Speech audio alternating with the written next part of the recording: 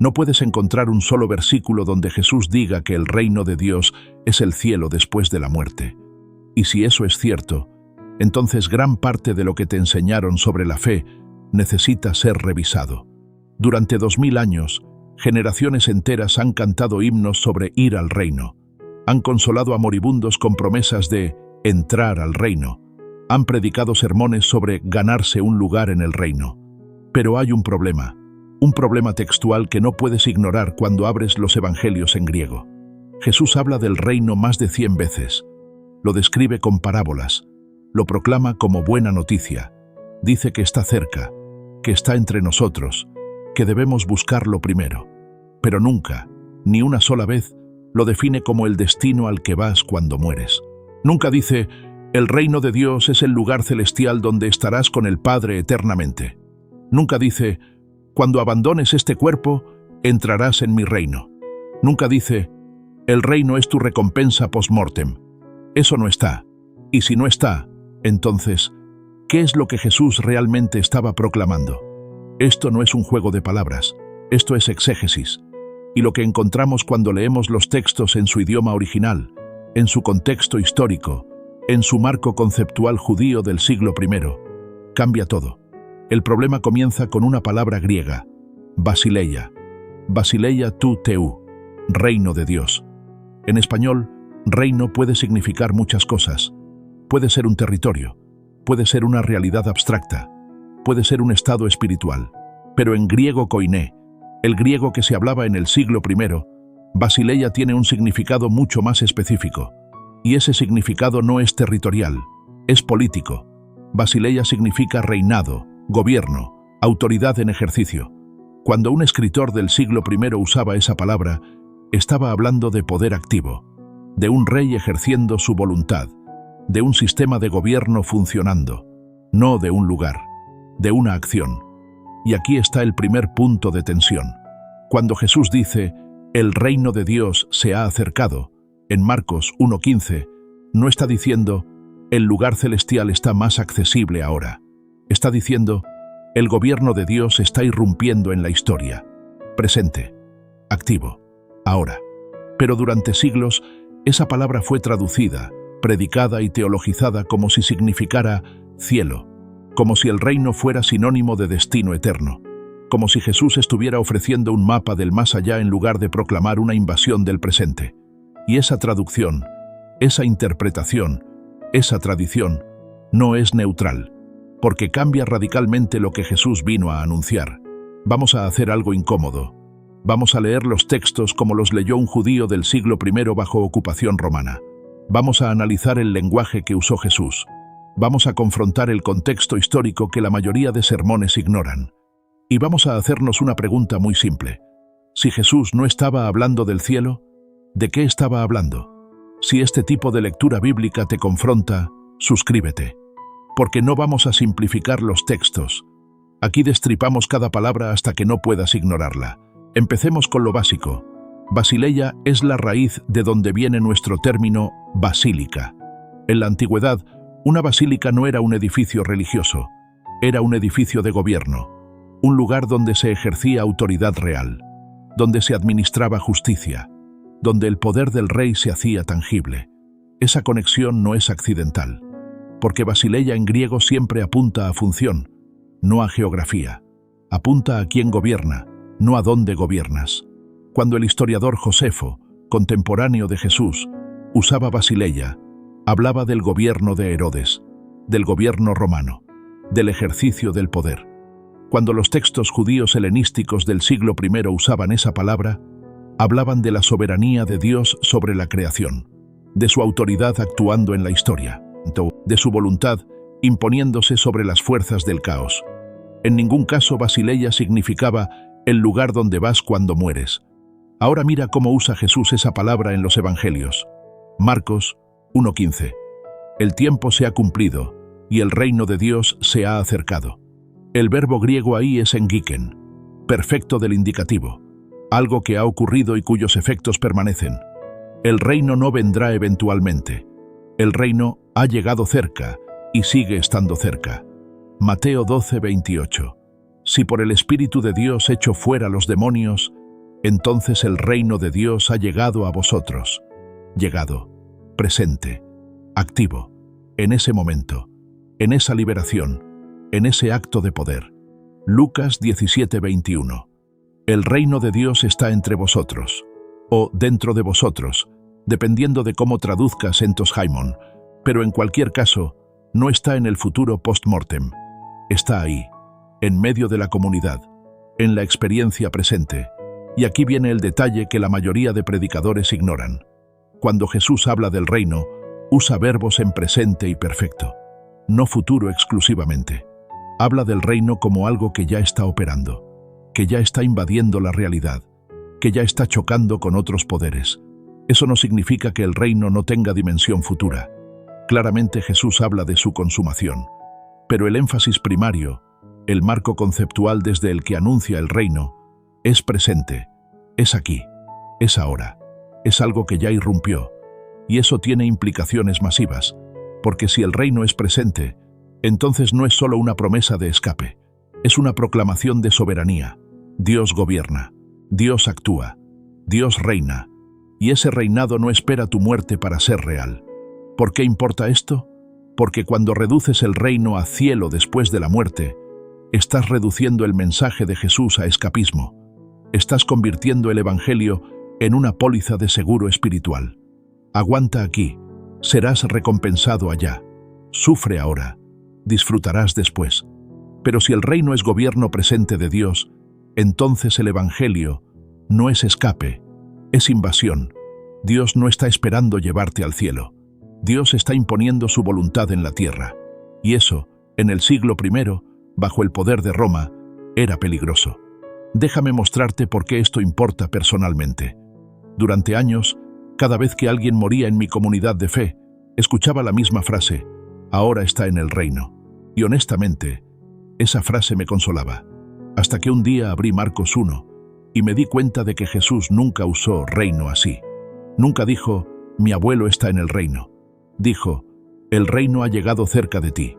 Y ese día entendí que había estado leyendo mis categorías teológicas sobre el texto, en lugar de dejar que el texto desafiara mis categorías.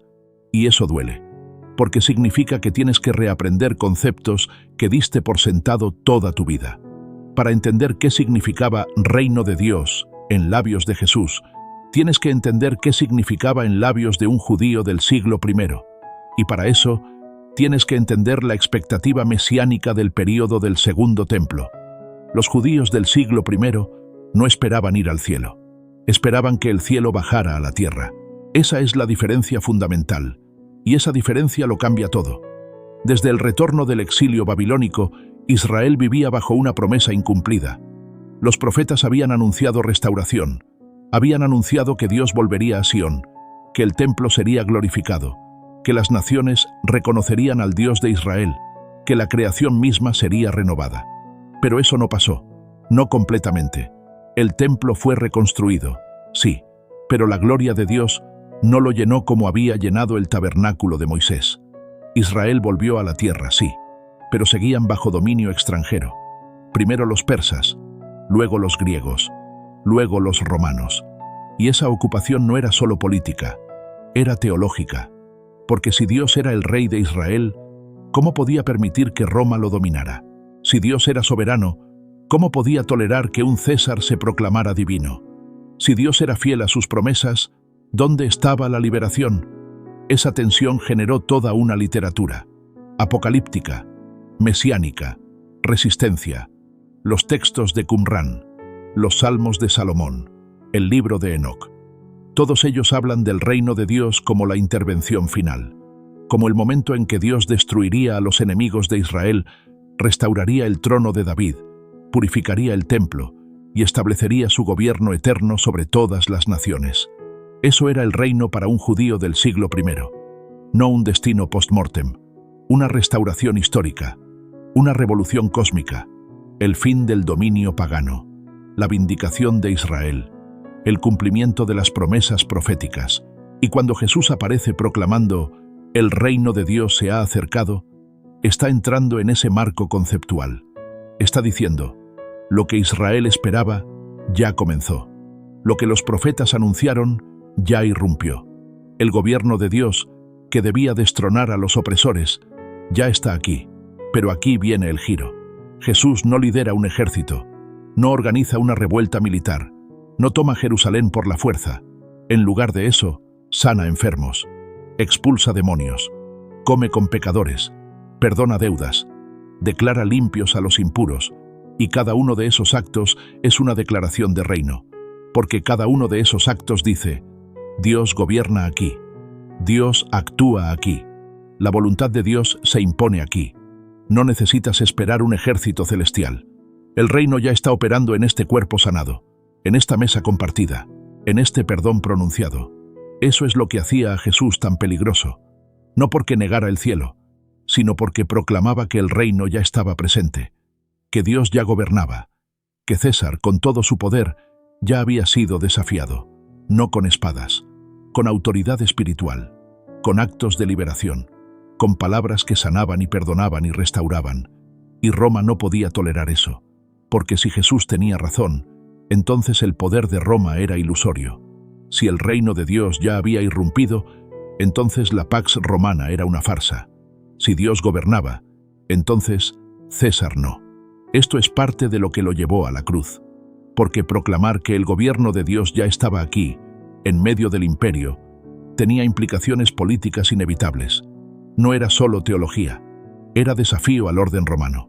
Ahora vamos a los textos, porque esto no es teoría, esto está en el lenguaje que Jesús usó. Marcos 1:14-15 es el resumen programático del ministerio de Jesús. Después que Juan fue encarcelado, Jesús vino a Galilea predicando el evangelio del reino de Dios diciendo: El tiempo se ha cumplido, y el reino de Dios se ha acercado. Arrepentíos, y creed en el evangelio. Analiza esa frase. El tiempo se ha cumplido. Peplerotai ho kairos. Perfecto del indicativo. El momento señalado por Dios ha llegado a su plenitud. No llegará. Ha llegado. El reino de Dios se ha acercado. Engiken e basileia tu theu. También perfecto. El reino ha llegado cerca y permanece cerca. No está distante. No está futuro. Está aquí. Operando. Presente. Arrepentíos. Metanoeite. Cambiad vuestro nous, vuestra mente, vuestra manera de pensar, porque si el reino está aquí, entonces todo cambia. Vuestras prioridades, vuestras lealtades, vuestra comprensión de quién gobierna. Eso no es un llamado a prepararte para ir al cielo. Es un llamado a reconocer que el gobierno de Dios ya irrumpió, y tienes que alinearte con él. Ahora, Mateo 13 es una colección de parábolas del reino, y cada una de ellas describe el reino en términos de proceso, no de destino. El reino es como un sembrador que esparce semilla, como levadura que fermenta la masa, como un tesoro escondido en un campo, como una red que recoge peces. Ninguna de esas parábolas dice: el reino es el lugar celestial donde estarás eternamente. Todas describen el reino como algo que crece, que se expande, que opera, que transforma, algo presente, algo activo, algo que está ocurriendo ahora. Y luego está Lucas 17, 20-21. Probablemente el texto más malinterpretado sobre el reino. Preguntado por los fariseos, ¿cuándo había de venir el reino de Dios?, les respondió y dijo: el reino de Dios no vendrá con advertencia, ni dirán: helo aquí o helo allí, porque he aquí el reino de Dios está entre vosotros. Entos Haimon. Esa frase ha generado siglos de debate. ¿Dentro de vosotros o entre vosotros? Si traduces dentro de vosotros, suena espiritual. El reino es algo interior, algo místico, algo psicológico. Pero el problema es que Jesús está hablando con fariseos que lo confrontan, fariseos que no creen en él. Y sería absurdo que Jesús les dijera: el reino está dentro de vosotros, como si esos fariseos hostiles tuvieran el reino operando en su interior. La traducción correcta es entre vosotros. Entos puede significar en medio de. Y el punto de Jesús es este: no busquen señales apocalípticas futuras. No esperen una manifestación espectacular que puedan señalar con el dedo. El reino ya está aquí, en medio de vosotros, en mi ministerio, en las sanidades, en las liberaciones, en las palabras que pronuncio. El reino no es algo que viene, Es algo que ya llegó. Espera, detente aquí. Si el reino era presente, no futuro, entonces toda la ecuación cambia. El problema no es cuando mueres, es quién gobierna ahora. Y esa pregunta no puedes posponerla. Porque si Dios gobierna ahora, entonces tienes que decidir a quién le das tu lealtad. A Roma, que gobierna con violencia, o a Dios, que gobierna con misericordia. A César, que exige tributo, o a Jesús, que proclama liberación. Esa decisión no espera tu muerte. Esa decisión es ahora. Y por eso el mensaje del reino no es escapista, es confrontacional. No te ofrece salida, te exige postura. Piensa en esto aplicado a tu vida. Si el reino es presente, entonces la pregunta del lunes por la mañana no es ¿qué pasará cuando muera? La pregunta es ¿estoy viviendo como si Dios gobernara ahora? Cuando decides perdonar a quien te hirió, ¿reconoces que estás actuando bajo el gobierno de Dios? Cuando compartes con quien tiene menos, ¿entiendes que estás expresando la economía del reino? ¿O sigues pensando que todo eso es solo ser buena persona, esperando que la verdadera vida empiece después? Entonces, ¿qué es el reino de Dios? El reino de Dios es el reinado activo de Dios irrumpiendo en la historia. No es un mapa del más allá, es una declaración sobre el presente. Es Dios diciendo, yo gobierno. Ahora, aquí, en medio de la enfermedad, yo sano. En medio de la opresión, yo libero. En medio del pecado, yo perdono. En medio del caos, yo ordeno. Y esa declaración tiene consecuencias inmediatas. Primera consecuencia: el reino no es algo que ganas, es algo que recibes. Jesús nunca dice, gánate el reino. Dice, recibe el reino como un niño. Dice, buscad primero el reino. Dice, a vosotros os es dado conocer los misterios del reino. El reino no es mérito, es gracia, es don, es invasión de Dios en tu vida que no pediste, que no mereciste, que no ganaste, pero que te transforma. Segunda consecuencia: el reino no es escape del mundo, es transformación del mundo. Jesús no vino a sacarte de la tierra, vino a imponer la voluntad del Padre en la tierra. Venga tu reino, hágase tu voluntad, como en el cielo, así también en la tierra. Ese es el punto. Cielo bajando, no tierra escapando. Tercera consecuencia: el reino es confrontación de poderes. Cada vez que Jesús sana está diciendo, la enfermedad no gobierna. Cada vez que expulsa demonios está diciendo, las fuerzas del mal no gobiernan. Cada vez que perdona está diciendo, la culpa no gobierna. Cada vez que come con pecadores está diciendo, la religión excluyente no gobierna. Dios gobierna. Y todo lo que resiste a Dios queda expuesto. Por eso el reino divide. Por eso genera conflicto. Por eso los poderosos lo rechazan y los marginados lo reciben. Porque el reino no confirma el orden establecido. El reino lo subvierte. Y esa subversión no espera el fin del mundo. Esa subversión comienza ahora. En la comunidad que comparte bienes. En la mesa donde no hay jerarquía. En el perdón que rompe ciclos de violencia. En la sanidad que restaura dignidad. Eso es el reino. No destino futuro. Realidad presente. Reinado de Dios actuando ahora. Transformando ahora. Liberando ahora. Y si entiendes eso, entonces entiendes por qué Jesús fue crucificado. No porque hablara del cielo, sino porque proclamaba que el gobierno de Dios ya estaba aquí, que César no era Dios, que Roma no era eterna, que el poder no estaba en las legiones, estaba en el perdón, en la misericordia, en el amor que se entrega, y eso, para un imperio, es intolerable. Durante 2000 años, el cristianismo ha predicado el reino como destino, como premio, como escape, como el lugar donde irás si crees correctamente, si te portas bien, si aguantas el sufrimiento. Pero esa no es la proclamación de Jesús. Jesús no dijo, aguanta, porque un día te sacaré de aquí.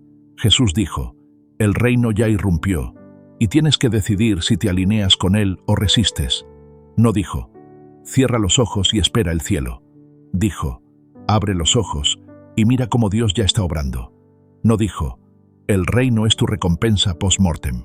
Dijo, el reino ya está entre vosotros, y si no lo ves, es porque sigues mirando en la dirección equivocada. Y esa proclamación cambia todo, porque si el reino es presente, Entonces la pregunta no es, ¿iré al cielo cuando muera? La pregunta es, ¿reconozco el gobierno de Dios ahora? ¿Reconozco que Dios sana? ¿Reconozco que Dios perdona? ¿Reconozco que Dios restaura? ¿Reconozco que Dios gobierna en medio del caos, de la injusticia, del dolor? Esa es la fe que Jesús exige. No fe en un destino futuro, fe en un gobierno presente. Y esa fe no es pasiva. Esa fe actúa. Esa fe sana. Esa fe perdona. Esa fe comparte. Esa fe confronta. Porque si Dios gobierna, entonces todo lo que resiste a Dios tiene que ser desafiado. No era una promesa de escape, era una proclamación de soberanía. Tal vez el problema no es que el reino esté ausente. Tal vez el problema es que seguimos esperando irnos, en lugar de someternos. Porque someterse al gobierno de Dios ahora es mucho más incómodo que soñar con escapar después. Si esto te confrontó, si esto te hizo repensar lo que creías sobre el reino, deja tu comentario. Porque esta conversación apenas comienza. Y porque la Biblia, cuando la lees sin filtros, siempre es más incómoda de lo que esperabas. Suscríbete, comparte y prepárate. Porque en Fe con Espinas no simplificamos, destripamos, y el próximo texto que abrimos va a ser igual de incómodo. Nos vemos en el siguiente video.